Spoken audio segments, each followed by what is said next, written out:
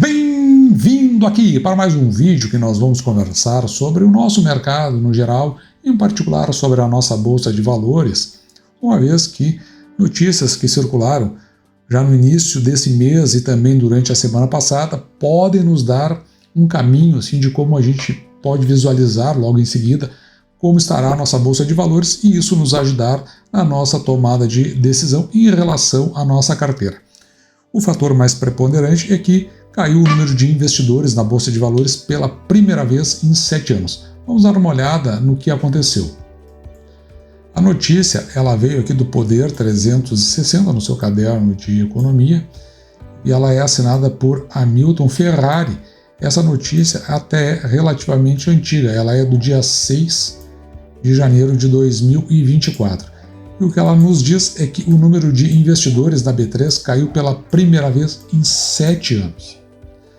O dado recuou de 5,85 milhões em 2022, então nós temos que dar uma olhada mais acurada sobre isso, para 5,74 milhões em 2023, uma queda que chegou aqui a 1,9%. E essas informações vão estar logo aqui no primeiro parágrafo, então não vou entrar nele, mas seguido a isso, nós temos aqui um gráfico que ele é interessante do seguinte aspecto. Veja que neste caso aqui, ó, o número de conta de investidores ele cai pela primeira vez aqui está em 8 anos. Por que será que está em 8 anos aqui? Algo que ainda ficou em aberto para mim. Mas o que acontece aqui, que eu acho que a gente pode perceber como é relevante, é que essa queda que está sendo reportada, ela ocorre pela primeira vez em 7 anos, ou seja, desde 2016. O total de investidores ele sai aqui de 5,8 milhões para 5,7. E onde houve uma queda real foi aqui, o número de homens, que é esta linha que está no azul mais claro aqui, de 4,5 milhões, lá em 2000 e... desculpa, não é essa, certo, é essa aqui. Em 2022 para 4,3 milhões. Foi uma queda significativa. Porque se nós formos olhar aqui, considerando as mulheres, que é a linha cor de laranja, tem um crescente aqui. Ó. Em 2022 era de 1,3 milhão e agora é de 1,4. Então as mulheres crescem. Mas a gente precisa atentar para um aspecto aqui.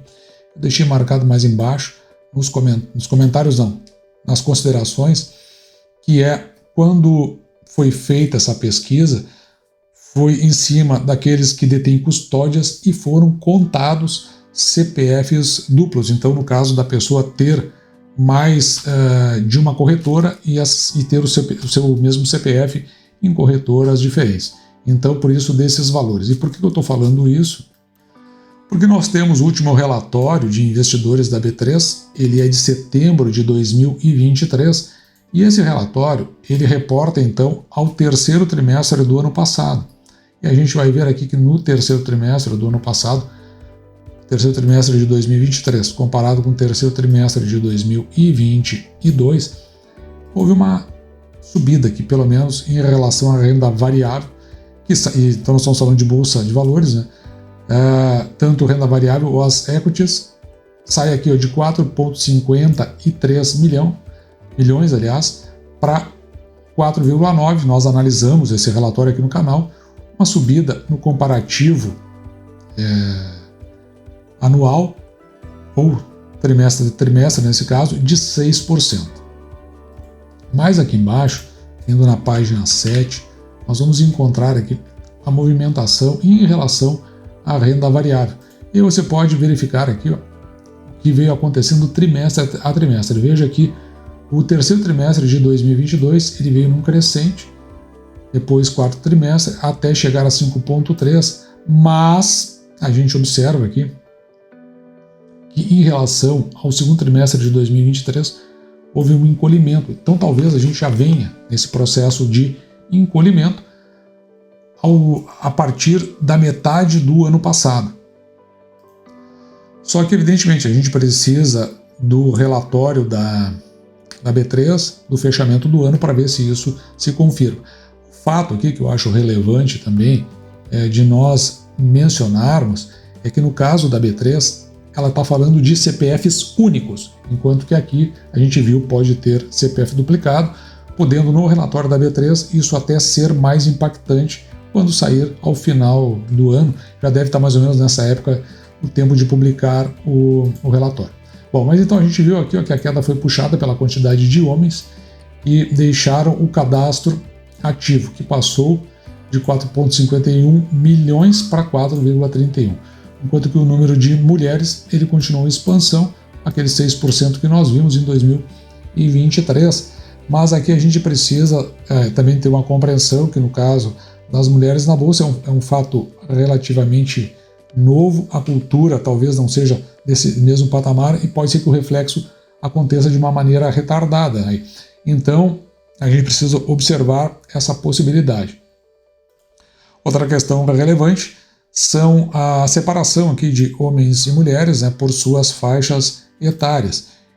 A gente consegue verificar aqui que as faixas etárias mais preponderantes elas estão entre 26 e 25 anos, tanto para homens quanto para mulheres, seguido depois de 36 a 45 anos, tanto para homens quanto para mulheres. E aí a gente vai encontrar aqui um empate razoável quando a gente está falando entre 16 e 25 anos e também entre 46 e 55 anos. Já no caso, entre 46 e 55 anos, as mulheres já se destacam dentro desse patamar em relação àquelas mulheres que estão entre 16 e 25 anos. Depois, indo aqui numa consideração que é uma distribuição estadual, eu deixei marcado aqui nesta linha em verde, porque na realidade o estado onde preponderam os investimentos no seu total é o estado de São Paulo, seja dentro do sexo masculino ou feminino, não importa, depois seguido pelo Rio de Janeiro, o estado de Minas Gerais, e aí é que tem uma inversão, que eu acho que é também um equívoco aqui da reportagem, que a gente pode verificar que o estado do Paraná ele supera o estado do Rio Grande do Sul, portanto o estado do Paraná fica em quarto lugar, e o estado do Rio Grande do Sul acaba ficando em quinto lugar dentro dos investimentos, mais ou menos o que acontece aqui com o canal quando nós olhamos a distribuição das inscrições, elas mais ou menos seguem esse patamar. A gente vê como o centro do Brasil, aqui que eu chamo centro financeiro, que está em São Paulo, ele se sobressai a todas as demais regiões. E eu faço um destaque aqui bastante significativo para a região Nordeste, porque ela vem crescendo muito rapidamente, indicando aí que os nossos irmãos brasileiros do Nordeste estão cada vez acordando mais para essa questão. Tomara que venham juntos aí Centro-Oeste e Norte também.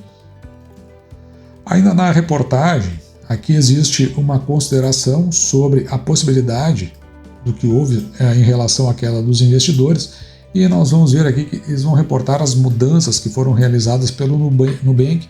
Aconteceu entre agosto e setembro do ano passado, que para mim já não parece muito convincente, porque a gente viu que o relatório da B3 do ano passado, ele a partir do segundo trimestre ele já indicava uma tendência de queda, como nós acabamos de verificar. Bom, mas de qualquer forma, o que ele coloca aqui, o que aconteceu é que o banco ele mudou o seu programa aqui de BDRs. Então, quando ele acabou fazendo essa modificação, que ocorre aqui ó, entre 13 de julho e 11 de agosto, ele fez opções para aqueles clientes do Nubank, que era o seguinte: converter as BDRs em VU3. BDRs são esses recibos de depósito bancário, ou seja, você adquire ativos nos Estados Unidos, mas utilizando um espelhamento aqui no Rio Grande do Sul. No Brasil. E aí, então, se podia converter as BDRs em VU3 para BDRs em VU1, não patrocinados, ou poderia trocar as BDRs do Nubank por ações na Bolsa de Nova York. E também uma terceira possibilidade é receber o valor equivalente pela venda no momento das BDRs.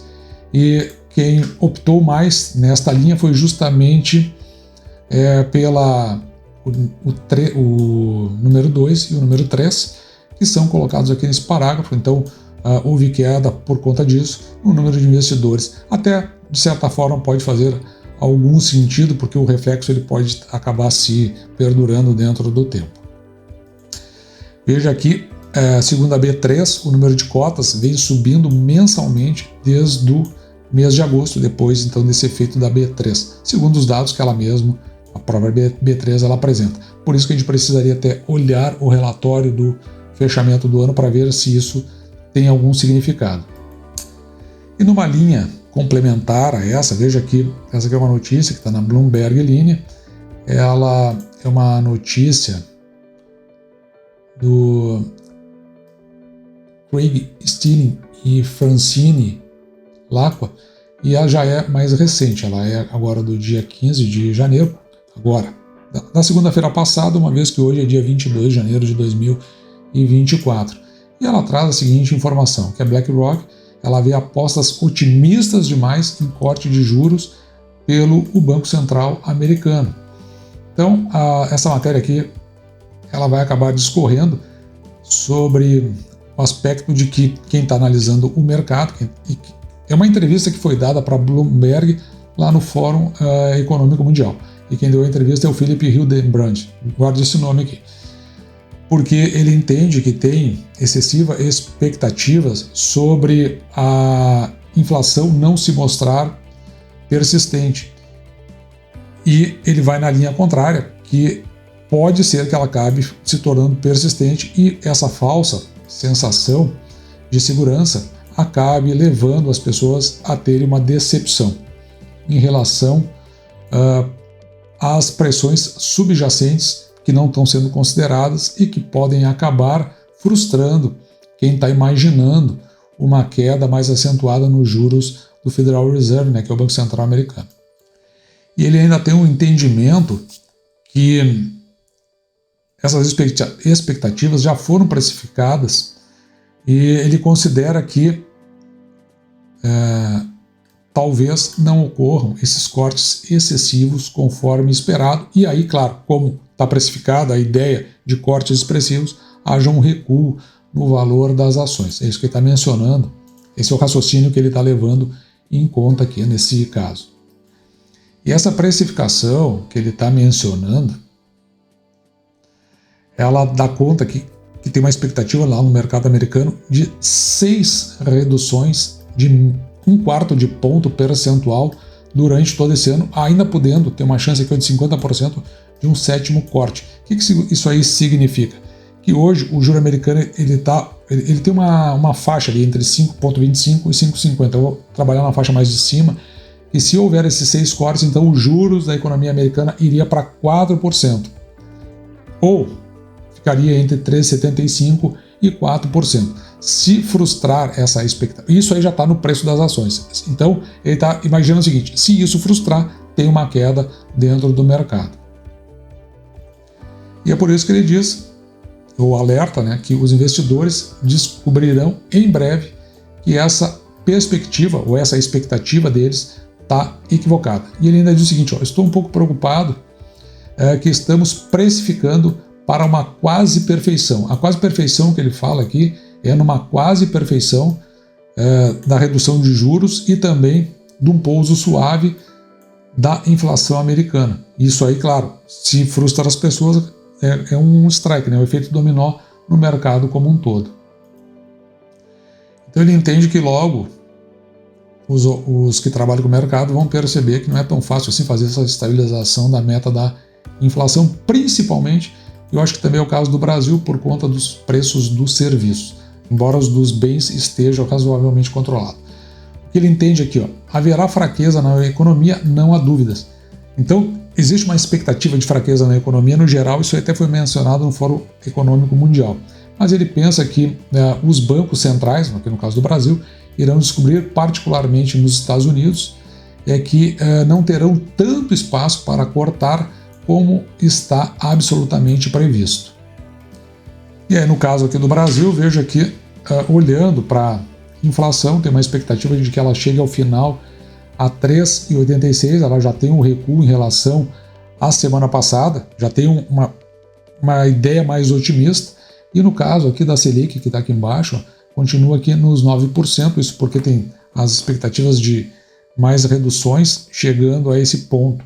Lembrando que esse ano nós temos troca da presidência do Banco Central, e a ideia é inclusive que essa redução dos juros seja mais consistente, justamente para ampliar o processo de crédito. Mas se amplia o processo de crédito, talvez acabe sendo afetada a inflação no final do ano.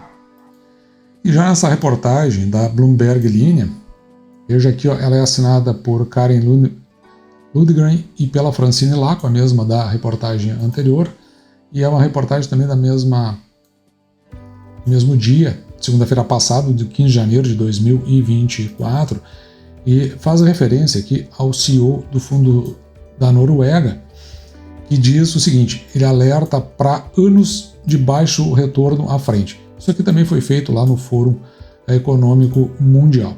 E o que está sendo mencionado é que o fundo, no caso, está se preparando para um desempenho pouco inspirador nos mercados nos próximos anos. E a maior questão aqui é de que haverá ainda, ou continuarão, as pressões inflacionárias por um longo prazo, ou por um tempo maior.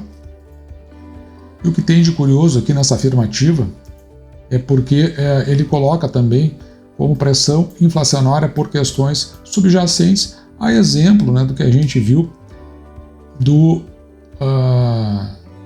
executivo da BlackRock. Na consequência, ele entende aqui que os bancos centrais internacionais vão ser muito cuidadosos para fazer redução de taxas muito rapidamente, isso porque lá no passado, né, eles foram muito lentos para elevá-las. Até nem foi o caso do Brasil. Talvez esse seja o único fator assim positivo que a gente vê em relação à bolsa brasileira.